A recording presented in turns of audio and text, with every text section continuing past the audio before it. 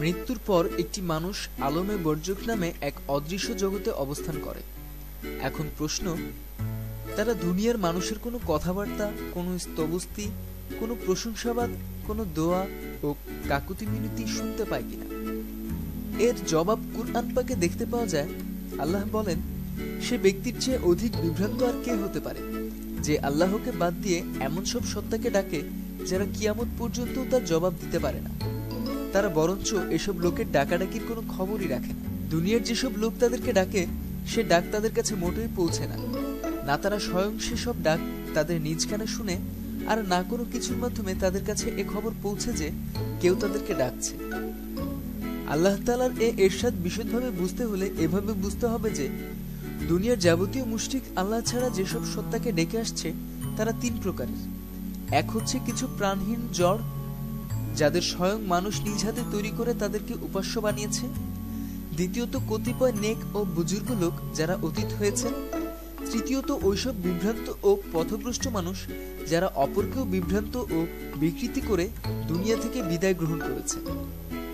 প্রথম ধরনের উপাস্য সম্পর্কে একটা তো সুস্পষ্ট যে প্রাণহীন জড় পদার্থ হওয়ার কারণে না তারা কিছু শুনতে ও দেখতে পায়, আর না তাদের কোনো কিছু করার কোনো শক্তি থাকে।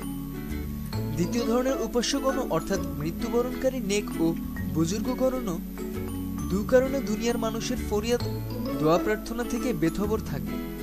এক এই যে তারা আল্লাহর নিকটে এমন এক অবস্থায় রয়েছেন যেখানে দুনিয়ার মানুষের আওয়াজ সরাসরি পৌঁছে না।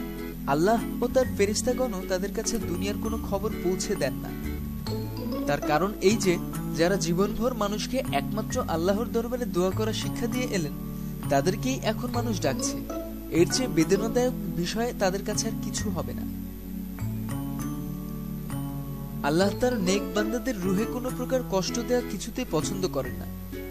তৃতীয় প্রকার উপাস্যদেরও বেখবর থাকার দুটি কারণ রয়েছে। এক এই যে তারা আসামি হিসেবে আল্লাহর হাজতে রয়েছে যেখানে দুনিয়ার কোনো আওয়াজই পৌঁছে না। তাদের মিশন দুনিয়াতে খুব সাফল্য লাভ করেছে এবং মানুষ তাদেরকে উপাস্য বানিয়ে রেখেছে। আল্লাহ ও তার ফেরেশতাগণ একথা তাদেরকে পৌঁছিয়ে দেন না। এমন খবর তাদেরকে জানিয়ে দিলে তা তাদের জন্য খুবই আনন্দের কারণ হবে। আর আল্লাহ এসব জালেমদেরকে কখনো সন্তুষ্ট করতে চান না। এ সংক্রান্ত আরো বিস্তারিত তথ্যের জন্য সাবস্ক্রাইব করুন। ধন্যবাদ।